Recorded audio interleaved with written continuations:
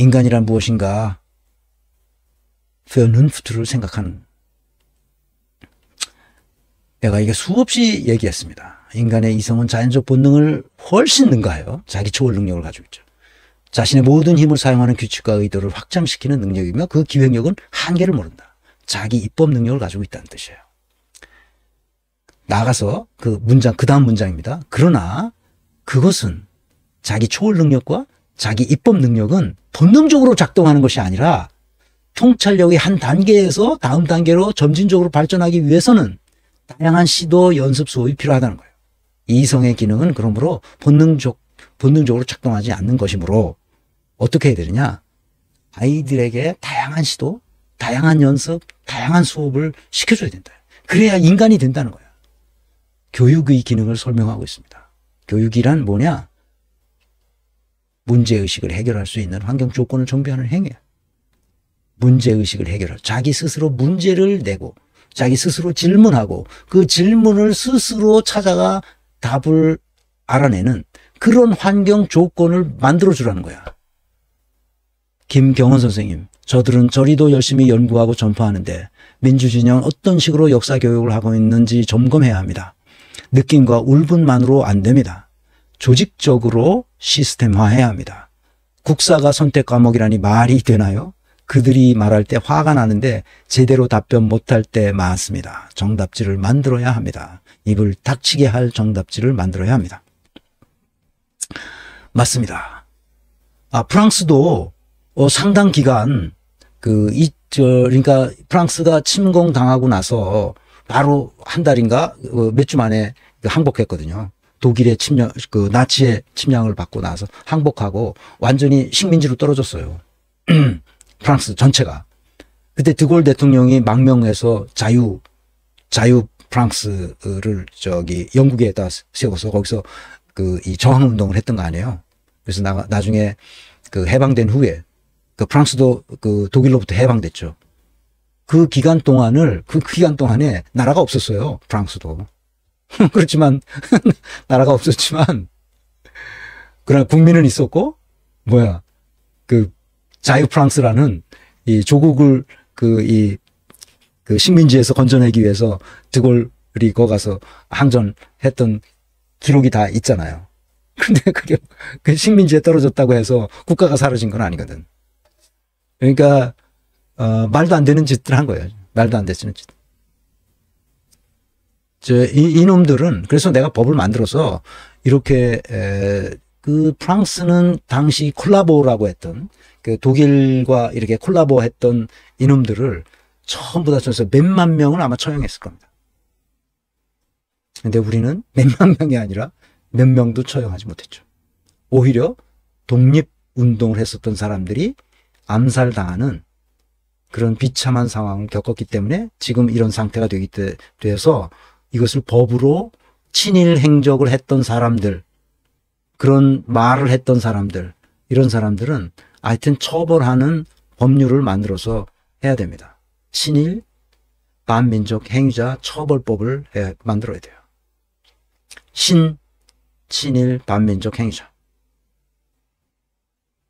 그거는 이 동북공정도 똑같습니다. 이 중국 사람들이 우리 고구려 이런 거, 고구려 발해 이런 걸 다 자기네 족속이고 자기네 민족이었고 어떻게 자기네 땅이었고 옛날부터 그랬다고 지금 동북공정을 하지 않습니까? 그러니까 그걸 포함해서 역사 왜곡하는 자들, 이런 자들에 대해서는 아닥할 수 있도록 저걸 해야 됩니다. 자, 여긴 다 아시는 거고요. 그래서 문제의식을 가지고 그걸 스스로 해결해 갈 수 있는 환경 조건을 정비하라. 그런 얘기입니다.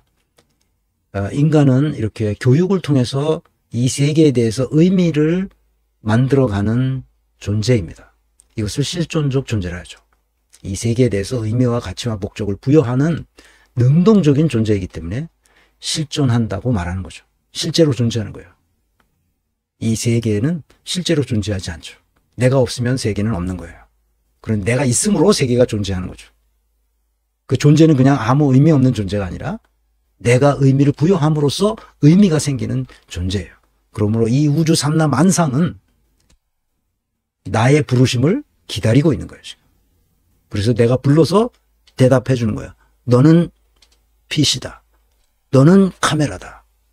이런 거. 너는 리모컨이다. 하는 것을 너는 에어컨이다. 이런 걸 다 내가 의미를 부여해 줌으로써 이 세 개가 내 앞에서 나타나는 거예요. 그럼 내가 없으면 없다는 거예요. 이건 물리학자들이 이 세 개를 설명할 때 시간과 존재와 그 나 자신에 관한 이야기를 할 때 항상 나오는 주제입니다. 그 교육을 통해서 다양한 경험과 수업을 해야 된다는 거예요. 칸트가 말했던 바로 그 얘기입니다. 다양한 시도, 다양한 수업, 다양한 연습, 이것이 필요하다는 거예요. 그래서 의미는 다양한 가치와 목적을 나타내죠. 그래서 이것이 진리의 체계를 갖출 수 있도록 해야 된다는 거예요. 그래서 진리의 이론이란 나는 크게 두 가지를 항상 인사조직론 전공자로서 일관성 이론과 실용성 이론을 가지고 있습니다. 실용적이어야 돼요. 어떤 사회적 성취가 일관성이 있어야 되고 실용성을 가지고 있어야 된다는 거예요. 그래야 진리라는 거예요. 내가 진리라는 얘기를 처음 이 강의 시리즈에서 처음 진리에 관한 얘기를 했더니 어떤 기독교인인가 봐. 그랬더니 하나님 말씀만 진리입니다. 사람이 말하는 건 진리가 아닙니다. 이런 댓글을 써서. 한국 기독교가 진짜 문제죠, 이게. 진리가 뭔지도 모르는 거예요. 하나님 말씀만 진리고. 하나님 말씀이 지금까지 얼마나 해석을 통해서 변형되어 오고, 변형됐다기보다 해석이 바뀌어 왔는지 그 변천사를 이해해야 돼요.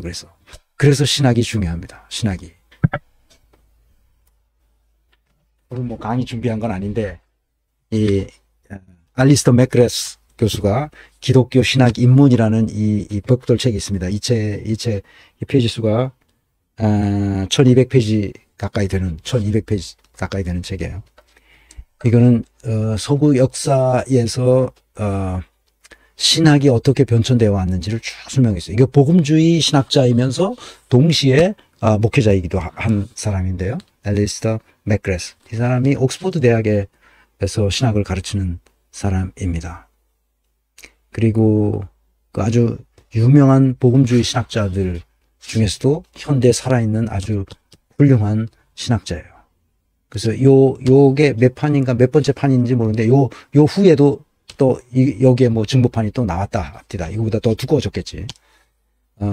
그래서 그 성경만이 진리고 나머지는 다 진리가 아니더라고 얘기하는 이런 멍청한 목사들한테는 그런 교회는 다니면 안 됩니다.